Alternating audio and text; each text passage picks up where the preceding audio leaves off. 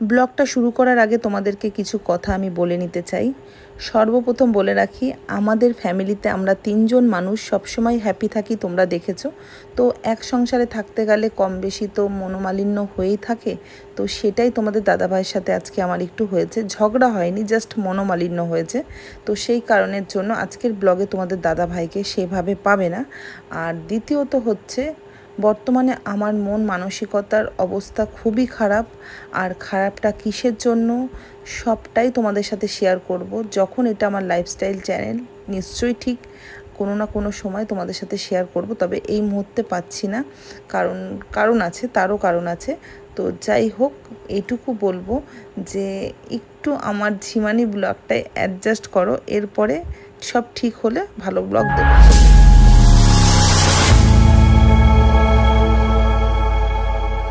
Hello everyone, welcome back to my channel. চলে এসেছি আমি পিউ ফ্রম দুর্গাপুর। সবাই কেমন আছো? আশা করছি সবাই ভালো আছে, তবে আমি ভালো নেই। আর আমি ভালোটা কেন নেই সেটা তোমাদেরকে এখন বলবো না, কোনো এক সময় বলবো, কোনো এক সময়। তো যাই হোক, ভালো থাকি আর না থাকি, যেরকম লাইফস্টাইল তোমাদের সাথে শেয়ার করি সেটা তো করতেই হবে। আর শরীরকে সুস্থ রাখতে গেলে, বেঁচে থাকতে গেলে খেতেও হবে। তো যাই হোক, 10:30 বেজে গেছে, এখনও রান্না বান্না বসাইনি, শুধু জাস্ট ভাত হয়েছে। আর তোমাদের দাদাভাই প্রতিনিয়ত যেরকম ডিম সিদ্ধ ভাত খায়, খেয়েছে। ছেলে ডিমের মামলেট করে ভাত খেয়েছে।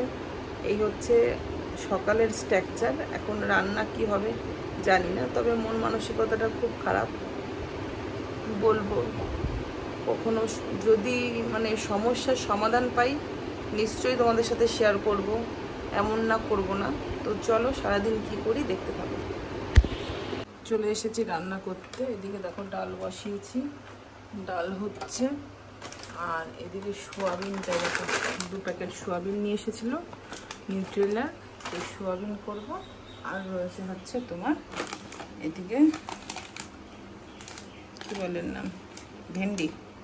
একটা গন্ধরাজ লেবু আনতে বলেছিলাম, গরমকালে দেখবি গন্ধরাজ লেবু দিয়ে ডাল দিয়ে খেতে সেই লাগে, টকটকটাই ভালো লাগে। তো এই ভেন্ডি আর আলু দিয়ে একটু ভাজবো। আর ওইদিকে হচ্ছে তোমার এটা করব, সয়াবিনটা।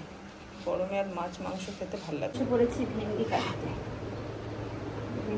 যবে থেকে আমার মাকে আমি জ্ঞান হয়ে দেখছি, কোনো কিছু থেকে একটু কষ্ট পেলে চট করে কাটিয়ে উঠতে পারে না। ছেলে যেটা বললো, কথাটা খারাপ কিছু বলেনি, তবে কি বলতো, কষ্টটা যদি কষ্টর মতন হয় তখন কাটিয়ে ওঠাটাও খুব চাপ হয়ে যায়।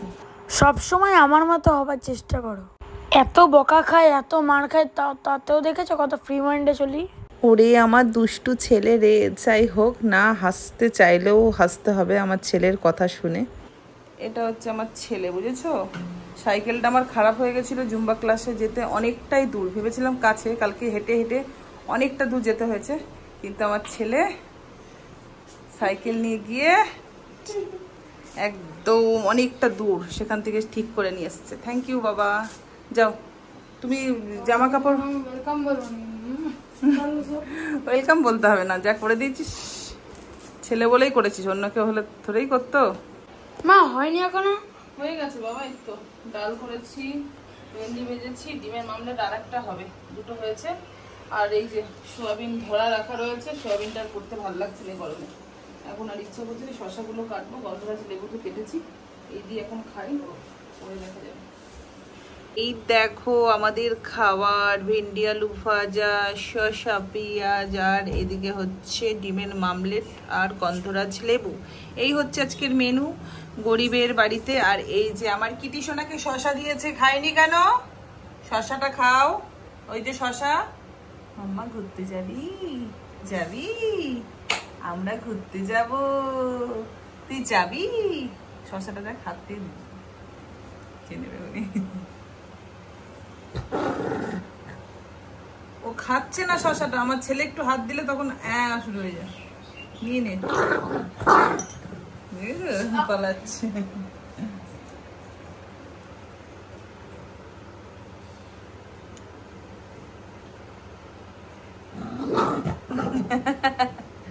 চলো খেয়ে নি, খুব খিদা পেয়েছে গো। আস্তে করে ফ্যান চালা, আর ওখান থেকে থালা বাটি দে, কিভাবে রয়েছি আমরা, দেখেছো? আস্তে, এই সেই থালা কেউ খাবে না। লেবু দিয়ে খাবার খেলে কোনোদিনও কাঁসার থালায় খেতে নেই। কাঁসার থালা এইটা তো আমার না, ওই থালাগুলোতে আমাদের ছোট। চলো ফাইনালি আমরা কিন্তু খেতে বসে পড়েছি ছেলে আর মাতে, কারণ তোমাদের দাদা ভাই আর ভিডিওতে আসবে না, আজকে ডিক্লিয়ার করে দিয়েছে, বলেছে যে আমি ভিডিও করব না। ঠিক আছে, এবার না করলে তো তাকে জোর করে আমি তো আর ভিডিওতে তোমাদের সামনে নিয়ে আসতে পারি না। এবার যাই হোক, চলো আমরা খাচ্ছি, দেখো খেয়ে নিই, দেন আবার যদি কিছু খুনসুটি থাকে মা ছেলের সেটা পরে দেখাবো। কেমন হয়েছে বাবা? কোন ডিমটা আমার? যেটা তোমার বড় লাগছে সেটা তোমার। কোনটা সাইজে বড়, কোনটা সাইজে বড়? এটাই। আর ওইখান থেকে আলু নাও, একটু ভেন্ডি নাও, অত ওইভাবে না খেলে হবে না বাবা। কি তাহলে ওইটা নে, ওইটা নে, এটা নে, এটা নে, এটা নে, এটা নে, নে না, এটা নে। গন্ধ বেরোচ্ছে। ওরকম বলিস না। খেয়ে দেখ কেমন লাগছে। ওইটা নে, এইটা নে, একটুখানি নে, এখান থেকে একটুখানি নে, একটু নে, অল্প একটু আলু নে, তাও নে। মাথাটা আমার কিন্তু খারাপ হয়ে যায়। ভেজিটেবল খা বাবা, একটু খেলে কিছু হয় না। ভেন্ডি খাই কড়া কড়া, এরকম পুরো কড়া হবে, রুটি দিয়ে খাবো। কথা দেখ, ওইটা দিয়ে খেয়ে দেখ কেমন লাগছে।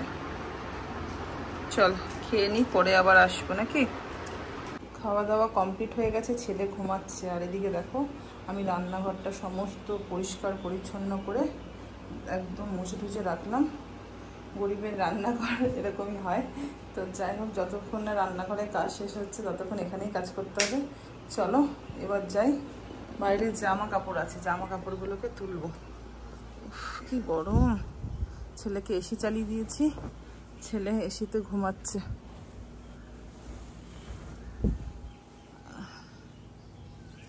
তাও মনে হয় কালকের থেকে একটুখানি কম আছে রোদটা, গরম আছে কিন্তু একটু কম আছে। দেন চলো পরে আবার দেখা হবে। কাজগুলো গোছানো হয়ে গেছে। আর একটা জিনিস বসিয়েছি, তোমাদের তো দেখালাম না, রাস্তার ডগিদের জন্য রাত্রেবেলা ভাত বসায়, এখনই বসিয়ে দিয়েছি। আর কিটি সোনার মেটেটাও সেদ্ধ করে রাখলাম। এই দেখো, এই প্রেসারে বসানো আছে রোডিস্টির ডগিদের ভাত। আর এই যে আমার কিটি সোনার মেটে সেদ্ধ হয়ে গেছে।